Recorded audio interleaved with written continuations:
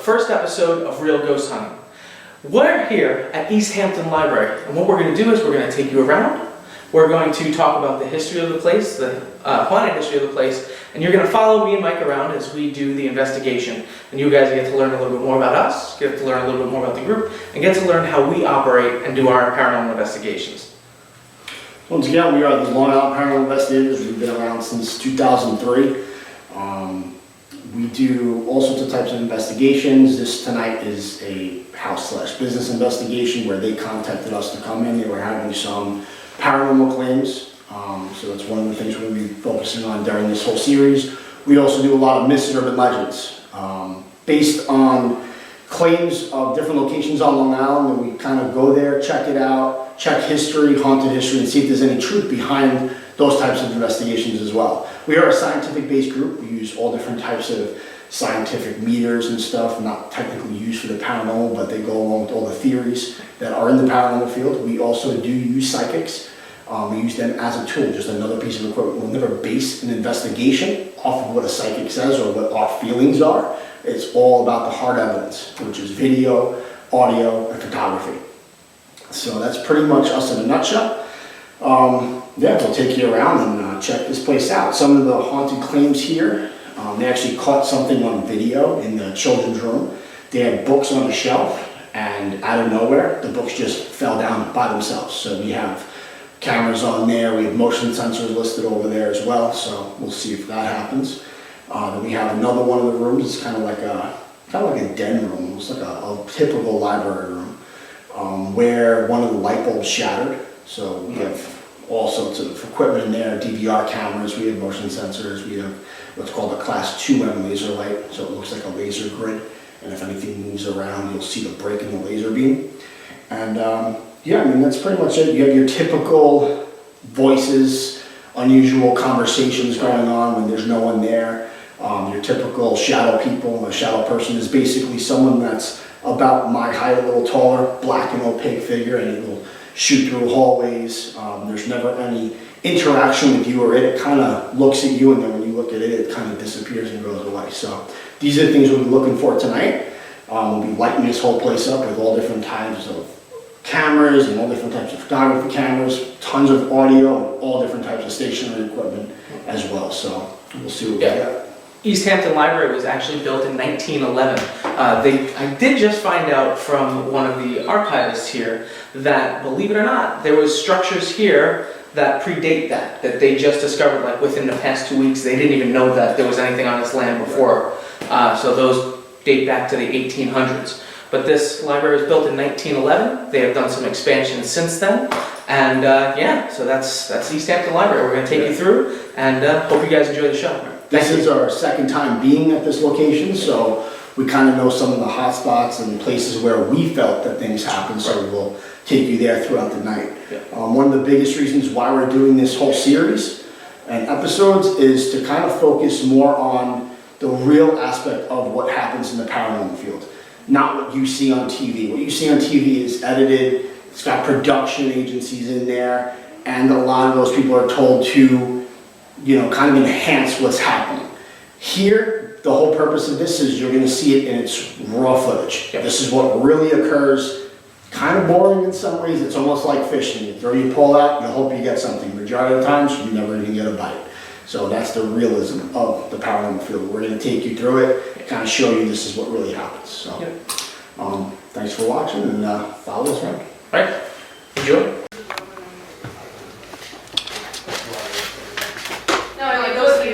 I just don't know where in this room. Like, it doesn't really need to be on camera. This is the main hallway. No.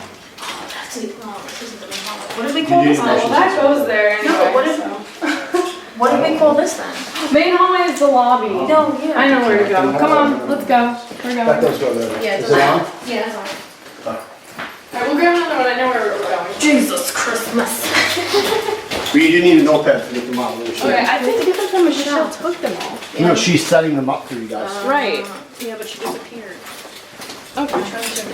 Well, no. We'll find it because this doesn't go there. Yeah. That makes a lot of sense to me because now, yeah, it doesn't. So there should be an intro thermometer here.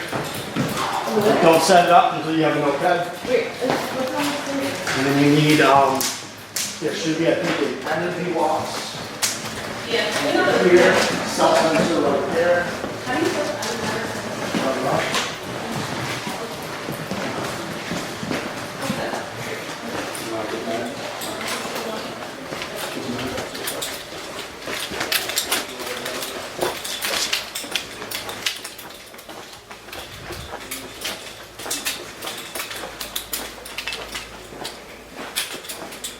what do I do with it? And I was like, Yeah, but I don't know if he realized for Ava's is going to actually. He's gonna come back. Yeah, he's gonna be like, All right, so we're ready to start our investigation here at East Hampton Library. We're just going to kind of quickly go through, show you our DVR system, our quick setup, and then we'll jump right into the investigation. So here's what our DVR screen is looking like. We have 8 cameras set up, kind of plugging the entire location around. We have all stationary equipment with a lot of those cameras. So it just kind of gives you an idea of the layout. We're going to take a walk down one of the hallways over here. And this is one of our DVR cameras right here set up. And this is one of the hallways that we're going to kind of, when we were doing the initial walkthrough, when we were first here, I was kind of drawn to the end. I don't know why. And we were all just kind of talking here. I'm like, I'm going to go take a walk by myself. And as I walked down there, I kind of felt very similar to how I felt when I was walking down one of the cell blocks at Eastern State Penitentiary. As you got deeper in, it felt like you were just being watched. It was really weird. So that's kind of that's why we have a DVR camera set up here. We also have on the ground, as we walk through, you'll see, we have static pods set up. So if you walk past them, or in theory, if a ghost walks past them, it'll set them off because it gives off static electricity. So we'll see what happens. I know when I was here, we were actually standing right by the camera and doing an investigation in this little side hallway. And we noticed one of the static pods actually did start like flickering on and off when we were here the last time. I know also you and me were in this corner. You sat on one side, I sat on the other, because there's 2 like reading nooks in there. And I just started feeling like very uncomfortable. I started feeling like I was being watched. And then I instantly started checking the EMF in the surrounding area because I'm sensitive to some of the EMF. But there was no high EMF there or anything like that. So whatever it was just was making me feel very paranoid, like something was getting ready to like come out by me. So we'll see what we catch tonight. Yeah, and we have a bunch of handheld equipment as well on top of our stationary. So as through the night, as we're going through, we'll kind of talk about what we got and what it does. So, all right.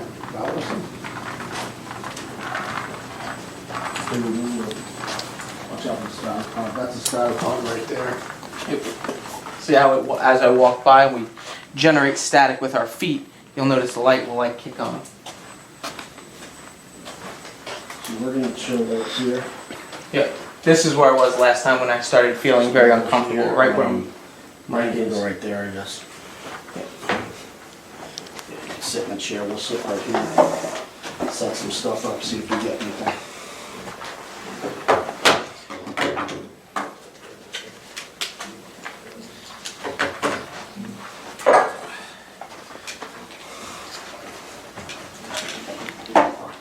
So some of the stuff that we're using, I'll kind of go over. We have the K2 meter right here. We have it stationary. Our K2 meter, for you to keep it on, you have to hold it down. So what we did was we put like a little plastic chip in there to keep it held down so it's not, so it can be basically stationary. We don't have to hold it down. With the ones that you have to hold the button down a lot of times, so if I'm on an investigation for 4 or 5 hours and I have to hold this button down the entire time, what's going to eventually happen is the muscles in my thumb are going to start to get tired and they're going to loosen up, and you don't even see my thumb moving, but you see the K2 meter going off. That's not real, that's fake. Right. And this is what happens. So being that we're a very scientifically based group, we eliminate that. So you put a little plastic chip in, keep it there. Now if it goes off, I know it's not me. Doesn't mean it's paranormal, but I know it's not me. Right. So that's one of the devices that we use. It's on TV a lot. It's got a lot of popularity. K2 meter does detect EMF, electromagnetic fields, but it also detects radio frequencies, which they don't tell you. I have a walkie right So here. we have a walkie. See how it goes off, and you hear the beeping, that's us. So you have to watch out when you come to places like this. A library has Wi-Fi in it. So you have to know that. So right now I know that it's steady, it's not moving, we're at a good location, we're in a good spot. That doesn't mean that right outside this window there's a road. If a cop drives by or an ambulance drives by with their CB radio, that can set that off. So I have to be aware of all of my surroundings and what's going on around me as well. So that's the K2 meter. The theories of paranormal with EMF is that when a ghost is manifesting, it's going to give off some type of electromagnetic field. The other theory is that if you're in an area where there's high EMF, it's able to draw in that high EMF energy to manifest. So right now we know that there's not high EMF around here, because if there was, that would be going off. Right. And so we can kind of take that theory for tonight, throw it out, because we know right now where we are, we're good. Radio frequency theory is that when a ghost is trying to communicate with us, it's going to try to communicate with us through radio frequencies, causing that meter to jump up. So that's the K2 meter. So we'll see what happens with that. Yeah. I don't know if you want to go over one of your things. Yeah. We're not going to go over everything right now, but as we go through the What night. we'll talk about really quick is I have this meter, it's called the natural tri-field meter. Now, there's two types of tri-field meters. There's a regular tri-field meter and there's a natural.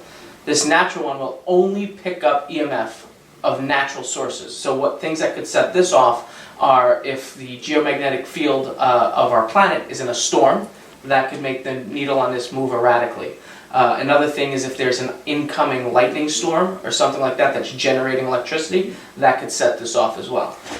With this meter, you turn it on. As you can hear, it has a little sound. But once I let it go and let it rest, it starts finding its place and it goes down.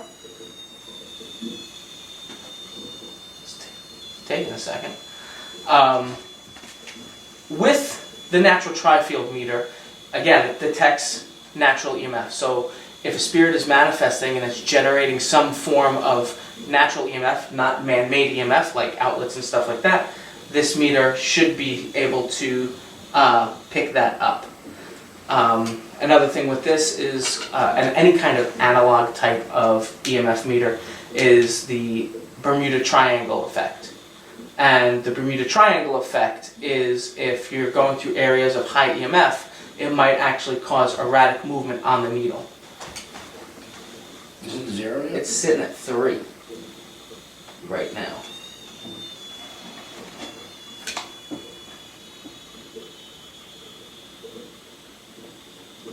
What the hell is that sound? I don't know.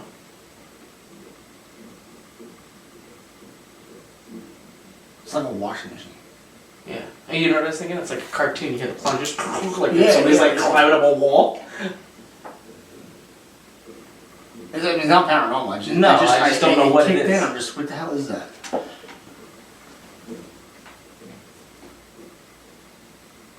Good now? Yeah, we're good now. Okay. So that's the natural tri-field meter. It's very, very sensitive. So once you get it set up and you put it in a position, you don't want to pick it up and move it around. Just because as soon as you touch it, it'll start to make sounds. So you got to be very, very careful with it and delicate. There we go. And usually it starts beeping when it starts getting to like the 2 to 3 milliamps. That's what we area. set it at. Yeah. Right. And you can set your tri-field meter however you want, however sensitive you want it to be. Anything that's going to be over 3 milligauss is what we're looking for to be considered paranormal. So that's a quick look at the natural tri-field meter. So we're gonna, a lot of paranormal investigating is sitting here waiting. You know, we have our equipment out, we have our static pods rolling, we have our cameras going, all the equipment's on, and it's just kind of sitting here waiting to see something happen. If we get a hit on our equipment, or if we see something visually, if I see something out of the corner of my eye move, or if we hear some type of strange sound. Majority of the times nothing happens. A lot of times it's the afterwards, when we're doing the analysis, is where we're going to get the audio evidence, which is the bulk of it. I would say out of every 5 investigations we do, we're probably getting 3 things through EVPs on every 5 investigations. So that's the majority of the evidence. Photography is, at this point, it's maybe 1 in every 50 investigations we have, we get something interesting, and it's still questionable. And then video is just doesn't happen. I always say if we capture something on video, play lotto. Yeah.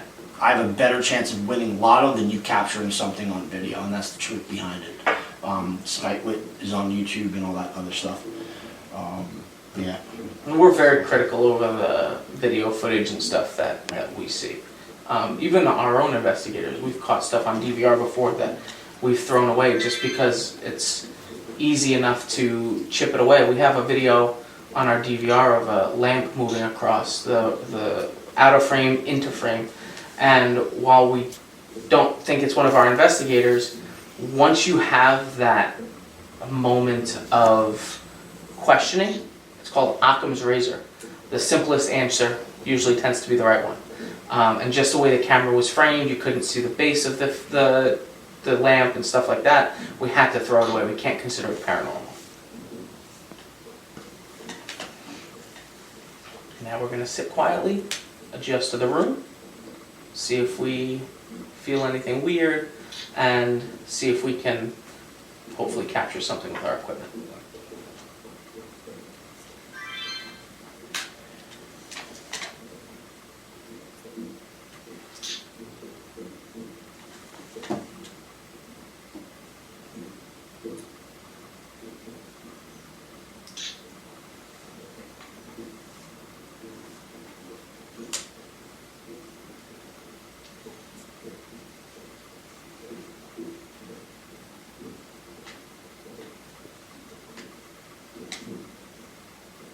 It's like someone's got a Jiffy Pop. Sounds like a washing machine. Yeah.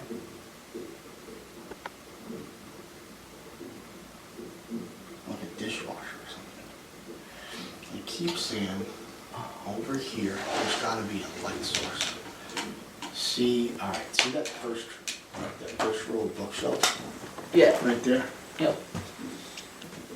I keep seeing what looks like, not a shadow, but like the light on that like bookshelf Mm-hmm. keeps like, Blocking if out. I walk past it, you know what I'm saying? Yeah. See, did you just see that? It like blocked out really quick, like something walked right past it. Right, but I don't think it's, you know, I there's a road bet right you, there. I bet you it's the reflection off the Oh, there you cars go, car, outside. right? Yep. Yep. So that's let's exactly see, what it let's is. see.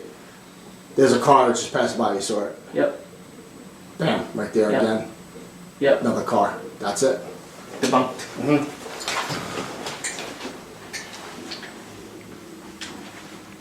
It was just weird, because I'm sitting here and I'm like, wait a minute. Road right there. Okay. Yeah. What are the stationary stuff we have in here?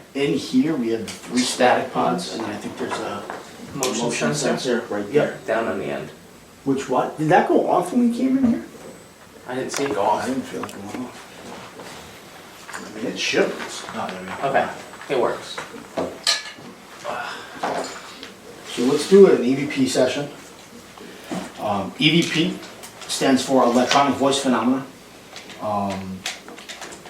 Any type of audio device that we have, that's what we're looking for. We'll ask random questions and in hopes to get answers through our audio recorder. Basically what's happening is, whatever you want to call it, ghost entity is talking back to you, answering your questions. We can't hear it because it's at a different frequency, but it's able to pick it up on our digital audio recorder. A good way to kind of make sense of that is a dog whistle. If I blow a dog whistle, we can't hear it because it's at a different frequency, but a dog can hear it. Something that we've been wanting to try was, if we blow the dog whistle and we can't hear it, does it get picked up on our audio recorders? Because then you can kind of see what frequency level your recorders are picking up at. We all use Olympus digital recorders, but like mine's like old school. I think of like the PC9, the DN960 or something like that. I don't know what you have. You have a newer version Yeah. of this. But I think they definitely pick up different frequency levels. I'll tell you, I know for sure when me and Mike are together and we're picking up EVPs, he'll be able, the older versions for whatever reason are so much more sensitive. Yeah, that's Because right. you'll be able to get further distance out of your audio than I will. Right. Mine doesn't go as far. Yeah, it's weird. But we don't provoke. Everyone's styles are different in how they run. We don't do provoking at all. Very rarely we will, especially in a place like this. There's not really a need to. We always try to use questions pertaining to present tense, not past tense, so we don't say like, you know, how did you die or stuff like that. We always use present tense stuff to try to, you know, get an idea. And we don't want to startle anything. We don't want to do anything like that. So if you have... If the spirit's here and they don't know that they've passed away, Exactly. it could be a shock to tell them that. So we try to keep, Right. everything in the present tense. So we'll do an EVP session now and then we'll see what happens. So, Yeah. how's it going tonight? My name is Mike. This is Dimitrios. Can you tell me your name?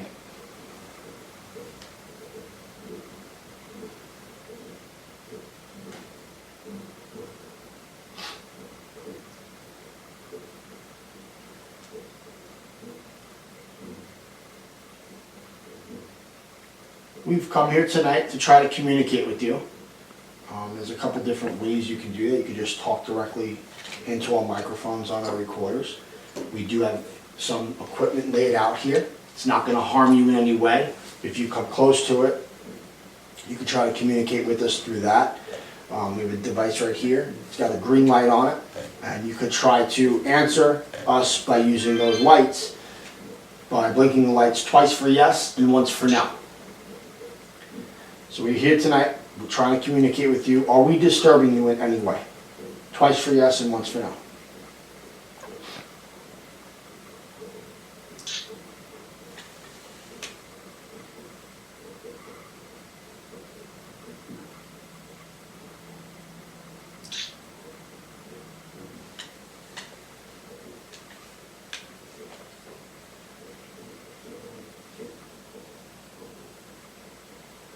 This is our second time being here.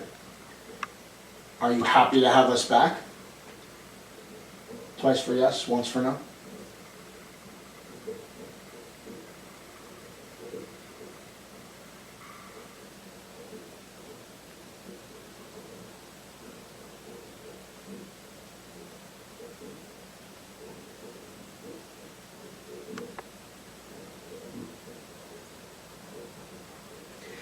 Can you tell me what it is you see from where you're standing?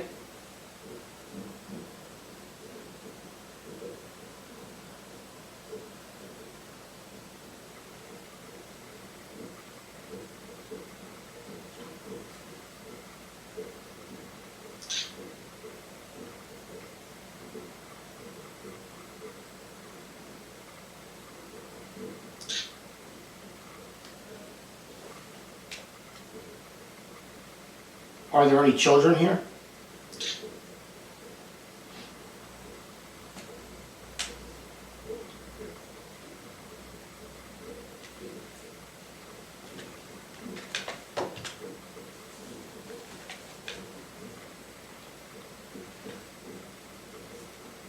Were you here before this place was a library?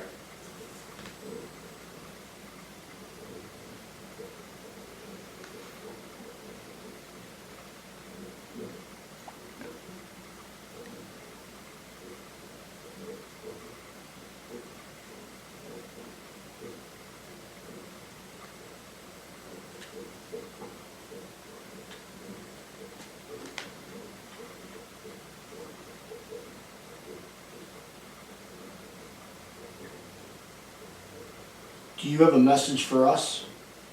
Or a message to give to someone else?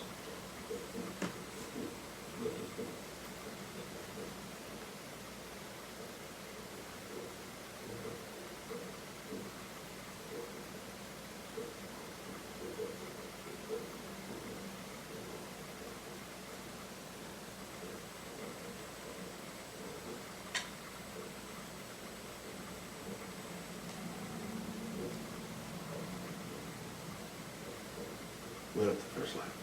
Mm-hmm. Can you do that again, if that's you?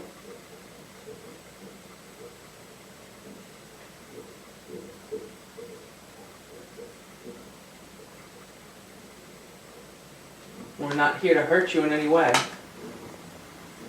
And I know it can be difficult to do, but if you could please just try to manipulate the lights for us so we know you're here with us. We'd really appreciate it.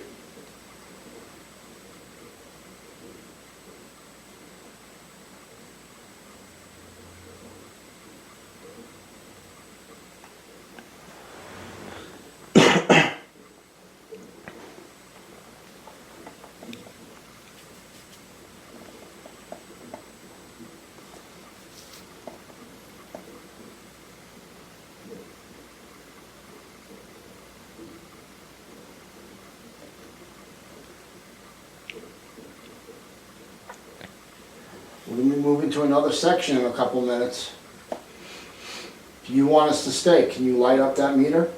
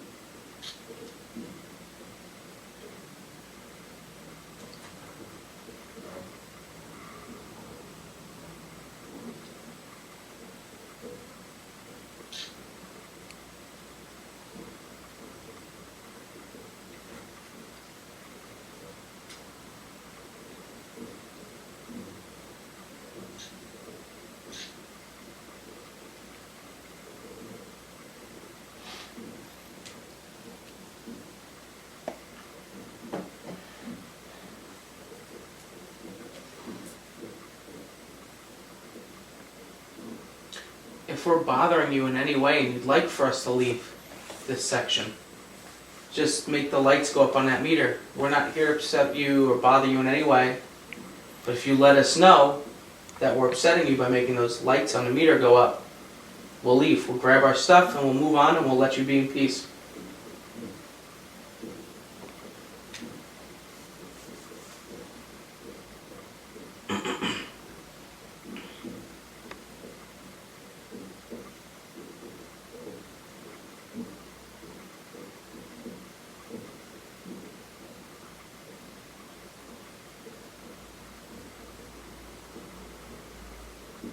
Maybe it was a fluke. Yeah. Did you see it go up? Yeah. Oh, like on the corner of my eye. So I was kind of focused down One here. light. No. I'm gonna move to the next section. Alright, thank you very much for speaking with us. We appreciate your time. We're going to be walking around the area, and if you want to try and communicate with us later on, please feel free. Thank you again.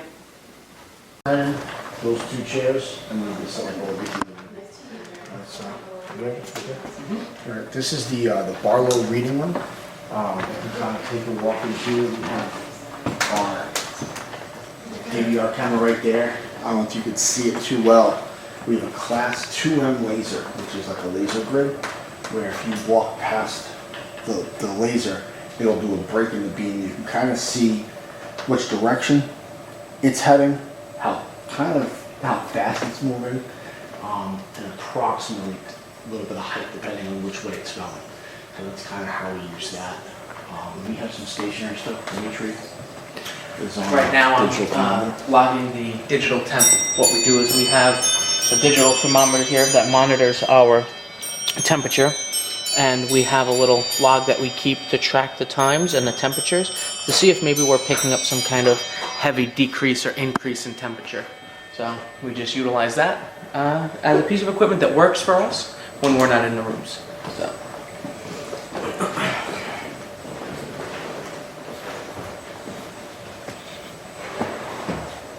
So another piece of equipment that I have is called, it's a Geiger counter. It's called a DX2 Geiger counter. it detects gamma and beta radiation. In theory, I don't know where this theory came from, it's something that we originally researched when we first started. One of the theories is that when a ghost manifests, it's going to give off some type of radiation, in this case being gamma and beta. Why? No idea. But we just test the theory. Believe it or not, over many, many years of investigating, we've actually gotten hits on different types of Geiger counters. Really unusual hits where we should be picking up any type of that kind of radiation, and these meters are jumping up and they're erratic movement, so I don't really know. EMF does not affect this. I can hit this thing with a magnet and it will not go off, so for this to go off, you need beta or gamma radiation. It's not like something to be faked on this. So, I don't know, like I said, we've gotten hits in the past and we don't know why, so we'll see it. So we have it tonight, see if we get anything. I usually kind of just throw it out there. If the meter does start to go off, it'll start peeping, making like a weird sound. Obviously the needle will move up, so we'll see what happens. What else you got? I have the TH2A thermometer. This detects ambient air. So ambient air is the air that is around you. There's this little red probe on the top and it picks up the air at about a 1 foot radius from the probe. So right now, as I'm looking at it, what I like to do is I like to place it so I'm not moving it too much, causing an gust of wind to maybe manipulate the temperature. So right now it's about 74 degrees in this room. Theory is that if a spirit is manifesting, it's going to grab or absorb heat energy that's in the air, and if it's absorbing the energy, then it could cause a cold spot. And the other theory is that it's grabbing heat energy from around and clustering it into a small confined area, and when it does that, it could cause a hot spot. The hot spot doesn't mean something demonic is here or anything like that. It's just how the spirit is manipulating the energy, the heat energy around it. That's what we're looking for. We're looking for an increase of 10 plus or 10 minus from our base. 10 minus from our base reading, right now 74. So if it dropped to 64, that would be considered a cold spot. If it jumped up to 84, that would be considered a hot spot. And that's it. It's just a great little temperature gauge. I just prop it up and let it do its thing. This also detects relative humidity, so it'll give us an idea of what the moisture situation is like in a room. If we're on an urban myth and legend investigation in particular, if the humidity is very high, you're going to pick up more dust orbs, you're going to pick up more moisture in the air, you're going to pick up more of those photos on your camera. So it's good to know what the relative humidity is, because if it's really high, cameras are going to be pretty difficult to use in that type of scenario.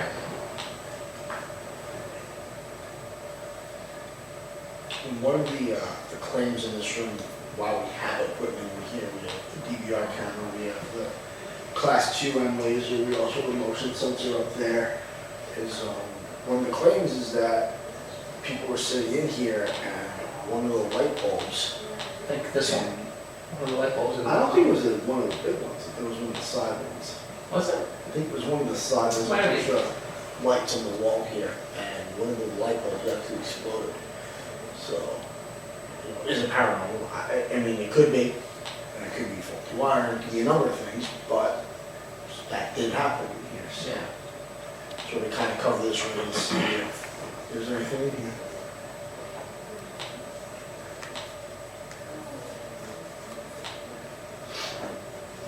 Right behind here, and we unfortunately can't bring you guys back there, it's closed off, but it's the archive room.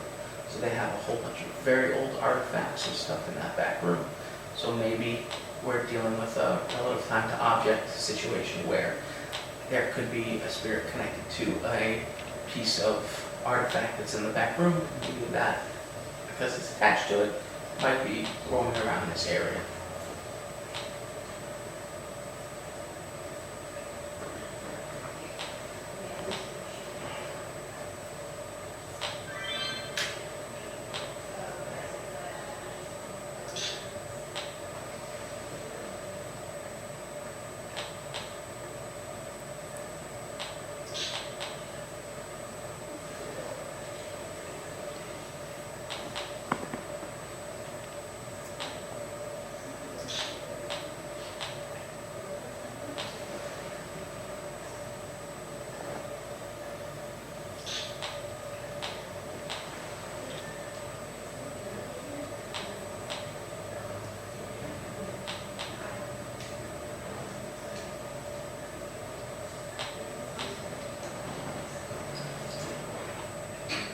that doing? That tapping noise that you hear coming from the Geiger counter is normal. What happens is once that needle starts to move up, that tapping noise starts to like get louder, and it goes faster. But that's what it's doing right now is completely normal.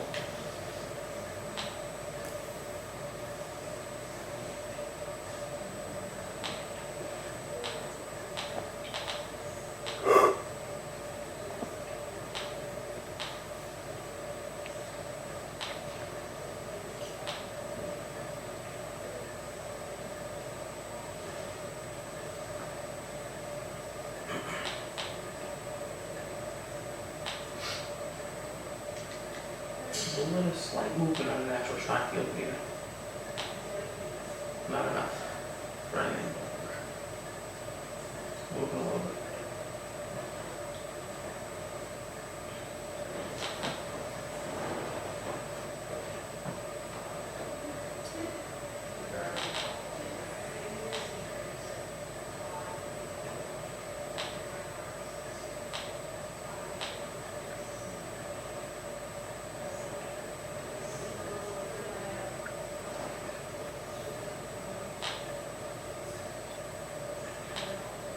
If anyone's here with us, I have a device on the ground here, a green light on it. Can you come over and make that needle jump up? If you can do that, it's going to get louder and it's going to start making tapping sounds. Can you do that for us?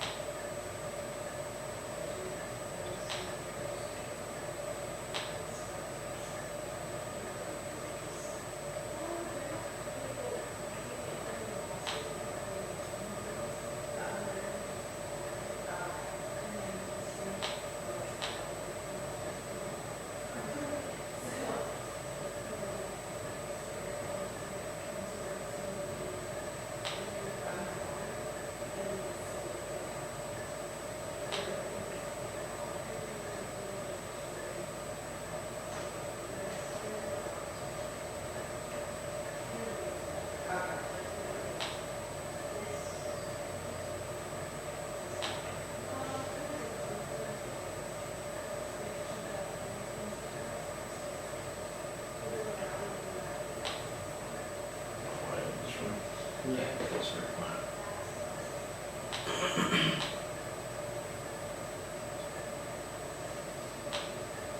I've never had an experience in here, but it's just, I enjoy being in this room. I like the way this room feels. Very comfortable. The last time we were here, we're in that other room we just in. Yeah. Got a hallway. Mm-hmm. Right behind where Brandon was sitting. Right on the window ledge is like a... Oh yeah, this little seat, the little cushions. Passed out. I crawled up on it. It's like the last 40 minutes of the investigation. I crawled right up on that. I'm like, yo, I just need a blanket. I'm good. It was so awesome. I could easily like, here's my alcohol. Yeah.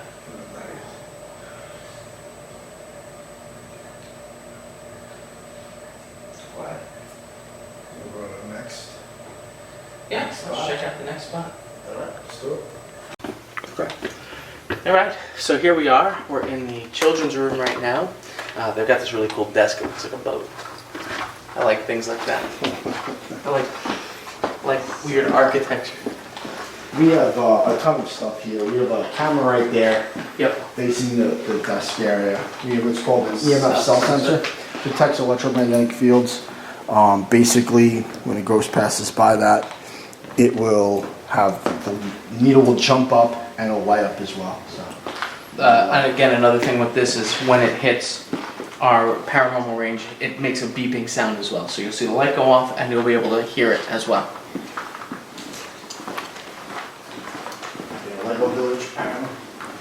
Oh, that's awesome. Always good badass. Oh, it's got like little Star Wars display here. There's another DVR camera right here, facing this way. And there's a REM pod with a motion sensor. Michelle has been investigating over here with her by herself. Michelle is one of our psychic sensitives of the group. Michelle? See anything? Before I did, yes. Okay. I had what's called feels, Okay. just walking through Right. the entire area Okay. of the room. Our REM pod went off a couple of times. My walkie went off once for no absolute reason. Your walkie went off? Yeah, it made noise That's, well, how long ago? a while ago. Like That when you might- first started investigating? No. I was a little while into it because I've been walking around here a few times, but. Because we did, A quick test to show the K2. I don't know if Okay, that might have then I said. That have might have sold up been it. then. I didn't want to, you know. Yeah, okay, okay. All right. Did the motion sensor go off when a REM pod went off? It did not. So then it wouldn't have been walkie That wouldn't have been interference. walkie then, right? Because So both walkie motion sensor. sensor and the REM pod can actually be interfered with walkie. And that was actually two separate times. The walkie went off first, and then the red pod went off twice, Okay, Okay, much later on. okay, cool. All right, well, I mean, we'll keep a lookout. yeah. We're gonna kick you out of this section. All right? We're gonna have you go down the Cooper basement by yourself. Oh, yes, Have fun. absolutely. Nobody's ever been, we've actually, last time we were here, we did not investigate down there, because that's where the person running the library kind of hung out. Yeah.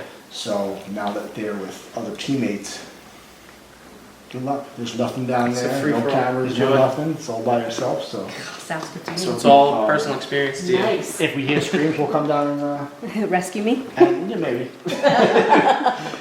We're coming down for the ghosts. You just happen to be there. Oh, right, okay. So I guess we'll sit in here. I don't know about this. You can sit on that chair right there. I'll sit in here. Look up your fan, please.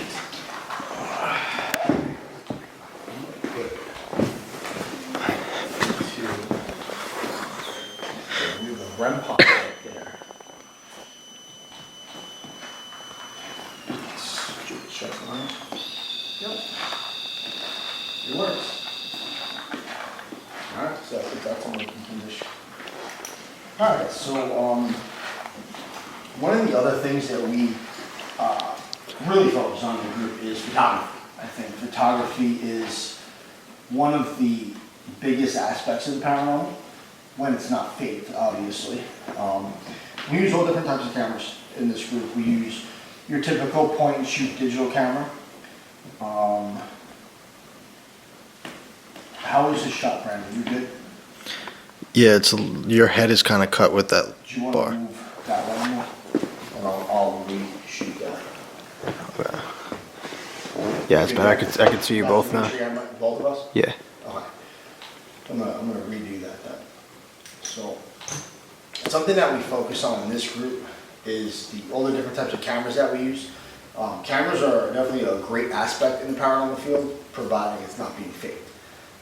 We use everything from your typical point and shoot cameras to digital SLR cameras. And a lot of people don't really know the difference between the two. With a regular point and shoot camera, something like what I have, this is a conversion of the full spectrum, but your typical point and shoot camera, when you take a photo, when you take it, it'll go. Try and take a second photo. It's a little quicker, but there's a time gap. Most point and shoots, there's a big time gap. With an SLR, as fast as I can hit that button, it takes the photo, which is something you definitely want in the paranormal field, because if you see something walking from left to right, you want to be able to get it and not have any type of delay. So that's something that is good to know when using cameras. You start out, obviously, point and shoot's cheap. You can get a typical digital camera for like 50, 60 bucks. But I think if it's something you choose to do in the paranormal field and you want to kind of go forward with it, the SLR cameras are the way to go. They're a lot more money. I think they start usually at a really good one, like a Nikon. Could probably get a used one on eBay for like between $350 and $400, and they go up from there. Then we go into, you have an IR. I have an infrared digital camera. Correct. So this takes photos within the infrared light spectrum. So it kind of looks like a black and white kind of photo, but the theory is that if the spirit's manifesting, but it's it's manifesting within a visible spectrum of light that we can't see in this case IR, hopefully the camera would be able to pick it up. They say a lot of times, like with dogs and stuff like that, how they can see something in like bark or cats or animals in general. They see a different light spectrum, wavelengths, than we see.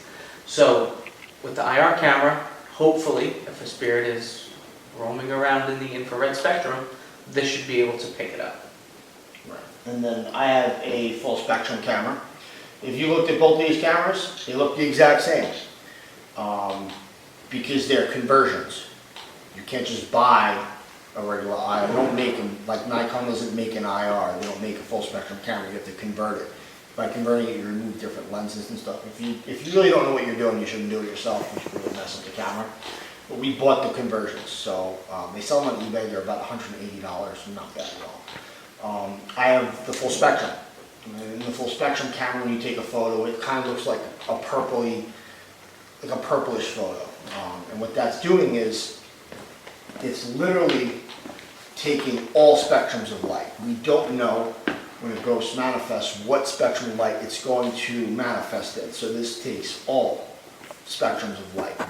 And we believe it or not, through the IR and the full spectrum cameras, we have gotten some more evidence over the past few years, as opposed to when we just used digital cameras all the time. It was a dime a dozen. Right. You really didn't get much, but with these cameras, you're getting a lot. We used to use, when we first started in the group, 35mm cameras, which I personally love, because you have the negative. You have a negative that proves your photo. It's not faked. We have the negative, you know, it's there.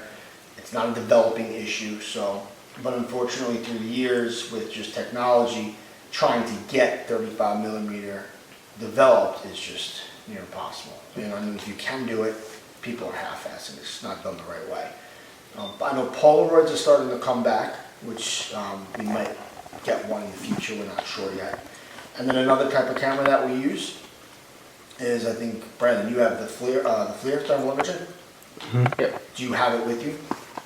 Yep. Yeah, if you want to turn it on, hold it in front of the camera just so everyone can kind of get an idea. Well, while you're doing that, I want to show Yeah. them what an infrared photo looks like. As you can see, it's got a little hue of blue in there, and it's mostly just black and white. So that's what an infrared photo looks like. I'll show you what the full spectrum looks like. I'll just take a photo right here of this stuff. So go a little bit darker.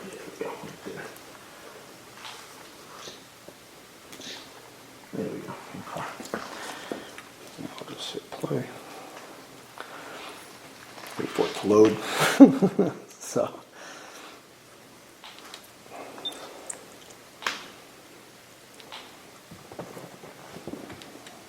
There we go.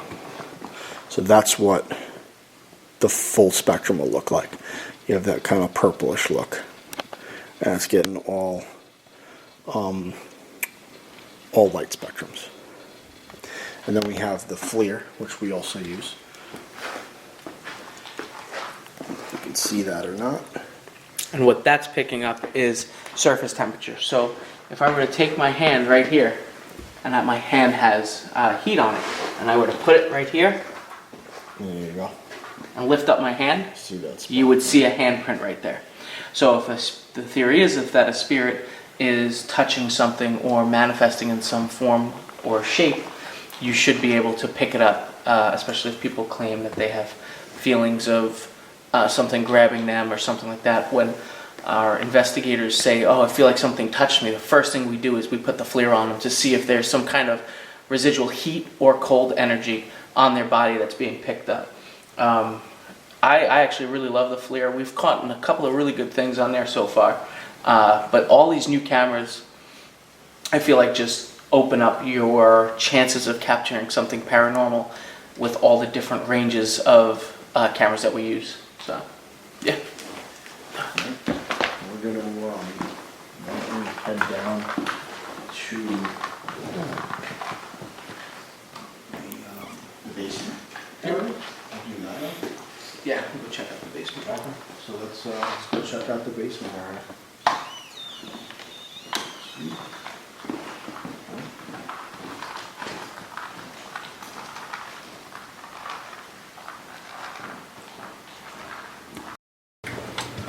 All right, so now we're gonna go into the last section of this investigation. We're gonna go down into the basement where myself and Mike have had some interesting experiences. So come on down.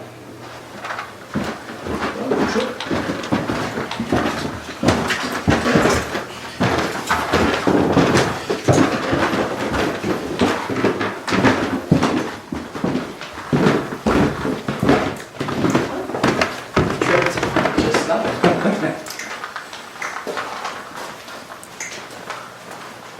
This is like the teen section, I think, right? Yeah, this is all the young adult section right in here. So basically, what we have going on here is we have our DVR camera, what's called a laser projector.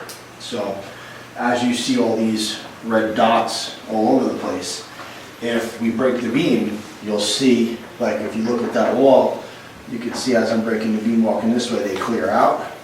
So you can kind of really get an idea of how fast it's moving, the direction it's moving, and how tall it is.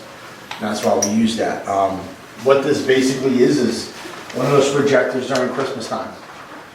It just shoots off a bunch of little dots, and it's a great piece of equipment. Stationary, just set it up, walk away, see what happens. Yep. We have another digital temperature right here where I just marked down the readings. And then we also have down this wing, we have static pods again on this floor. There's 3 of them on the floor, so if something walks through there, they'll light up blue, and the DVR camera right here will pick it up. What we did do when we were down here, we were sitting over On there. these side tables on the right first here. table. Right, that first table all the way down there by the There stairs. were 4 of us. It was 3 of us. It was you, me, and Will. And we each, by ourselves, two of us would stay back, and one person would come down here, and they would walk down here and just kind of chill in one of these sections by themselves. Watch out for static pods. Like that. That's a good spot. So I was sitting actually right here in this section. Actually, I was too. And while I was sitting here in this chair, I was here for maybe what, a little over 5 minutes. And let me actually, I'm gonna see if it feels the same way or not.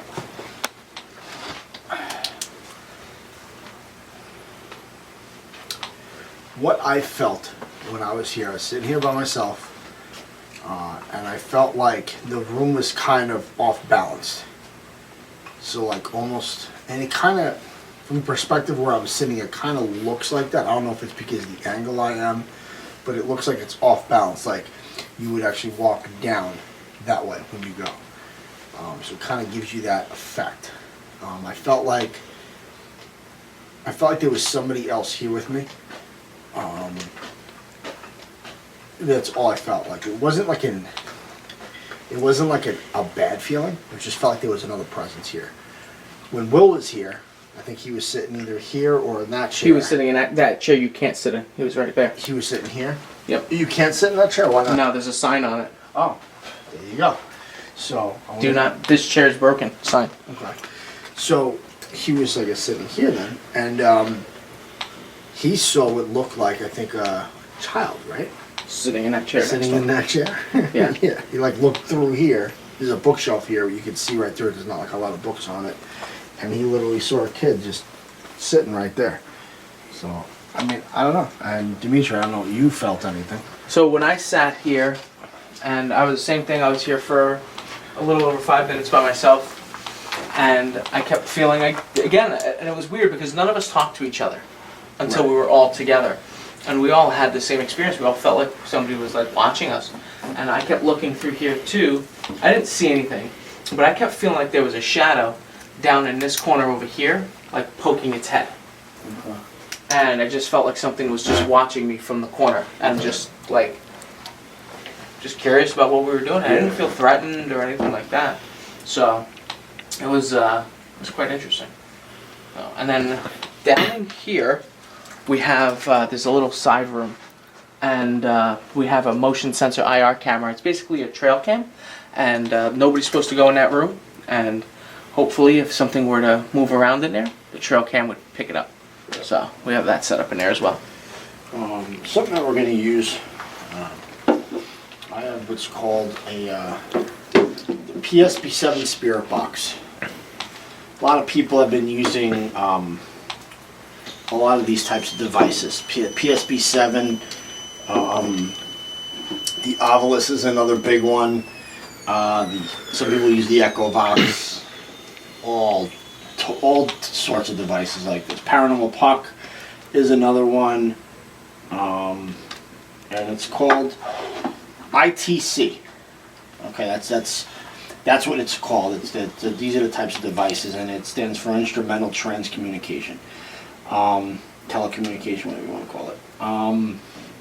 Basically,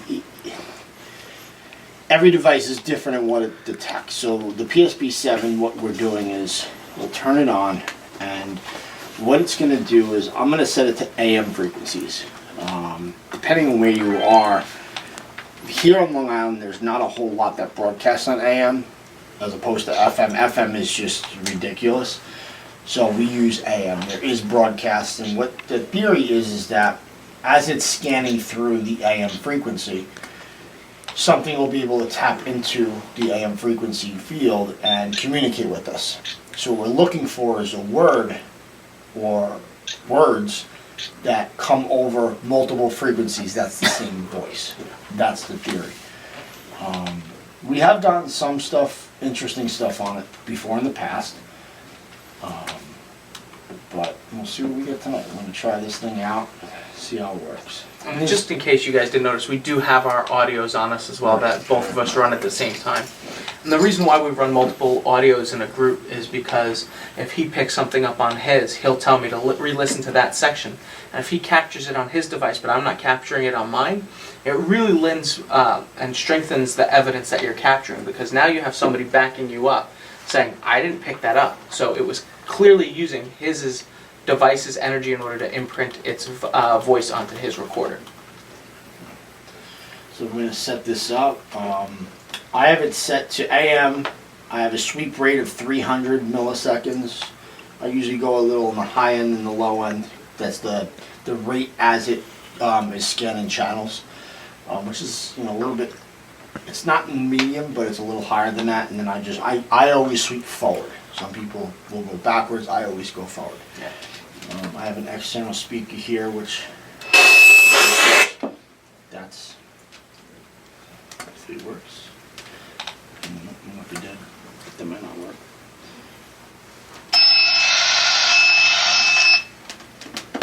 Let's see if this thing works.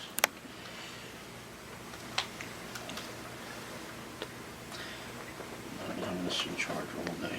It's a day. Oh, jeez. I hate external speakers. Alright, so we're shit of luck on that.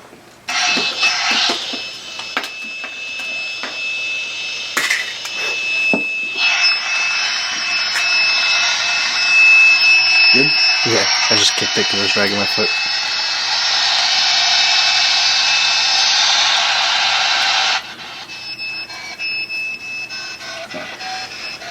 So we're going to do a first session of PSB7 Spirit Box. We only want positive energy to come through, nothing negative. Can you tell me your name?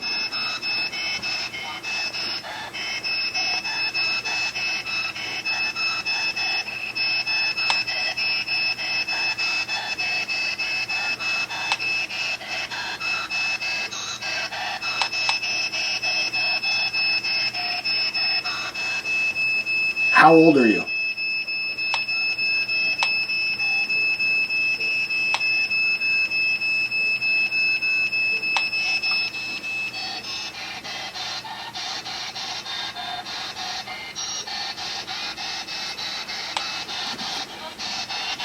How many fingers am I holding up?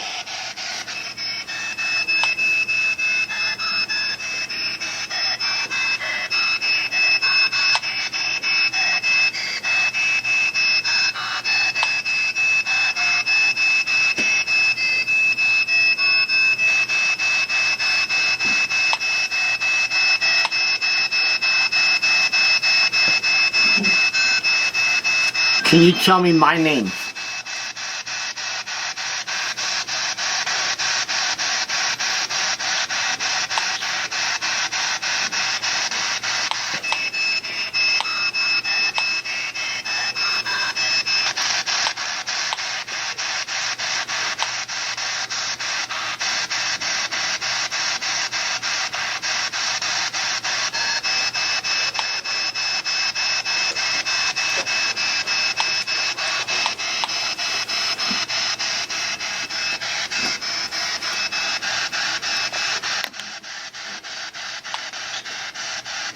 How many of you are here? I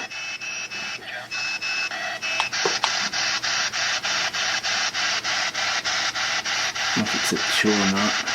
I thought it said Jim. It's a gym right there.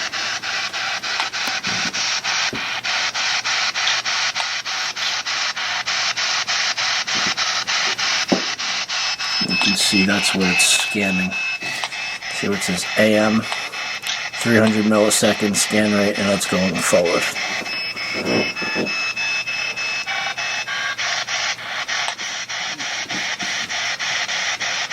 actually getting a headache.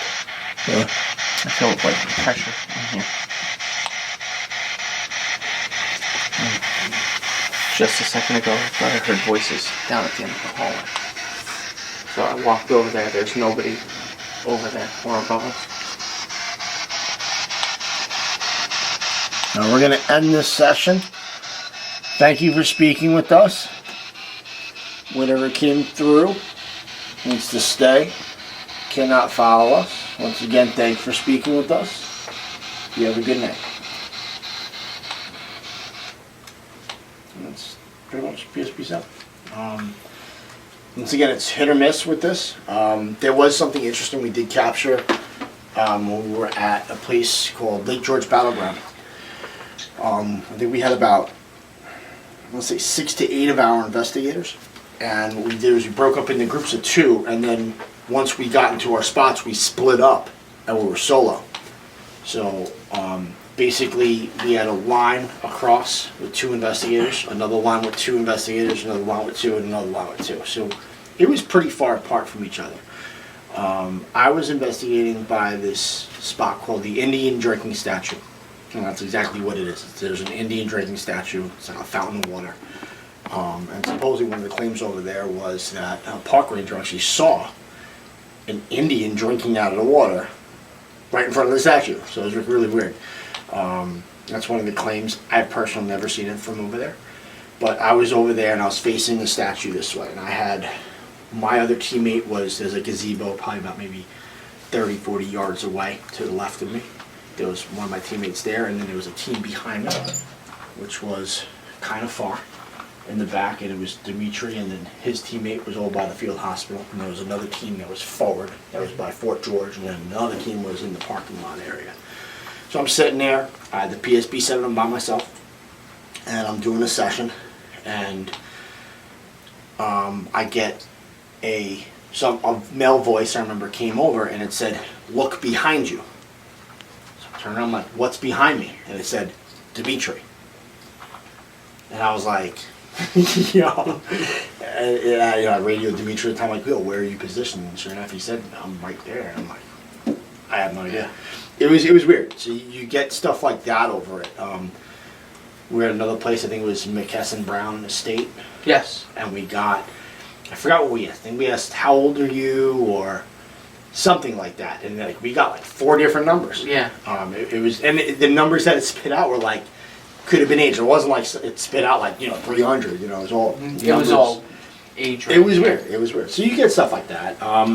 Diabolus, I'm not a huge fan of. We did get something weird on it recently.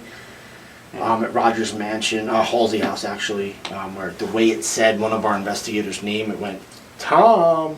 It was just weird the way it said it. I've never heard it say it like that before. Right. And then there's another device that we use once again called the Echo Box. It's just an app on your phone.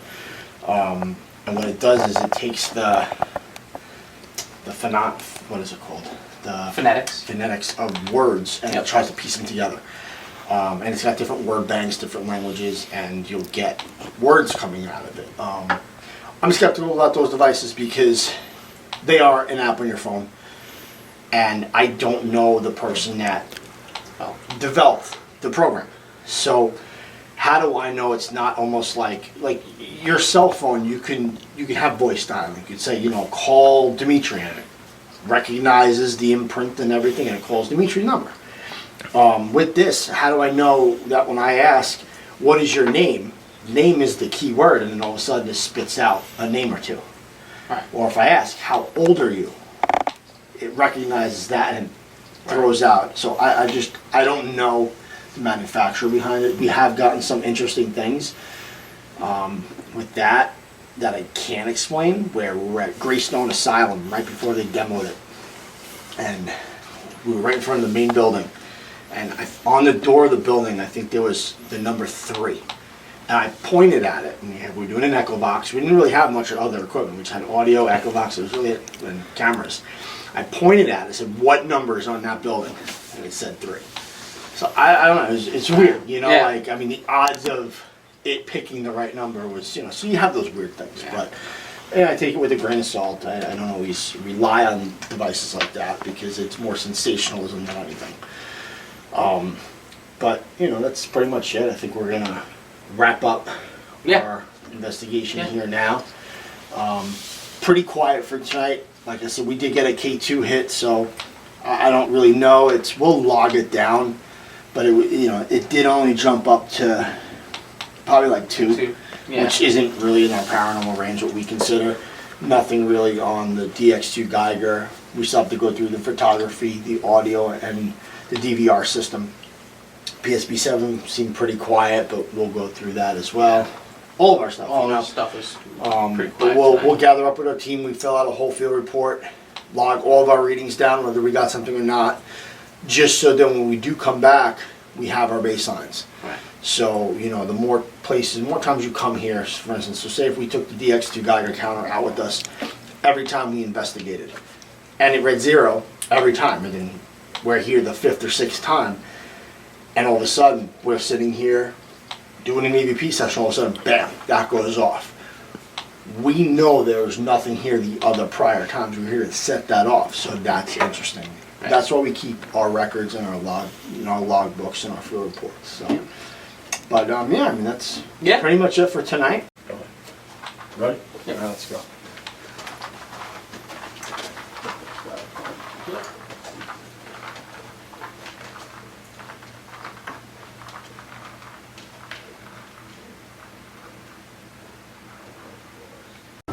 Thank you for joining us on this latest edition of LIPI Presents Real Ghost Hunting. It's coming in 2020. Watch Real Ghost Hunting, The Reveal Show, to find out anything that we captured on this investigation from tonight's episode. If you would like, you can follow us further by liking, sharing, and subscribing our videos, and clicking the little notification bell to know when all of our content is being uploaded to YouTube. So thank you guys very much for joining us on Real Ghost Hunting. And until next time, take care.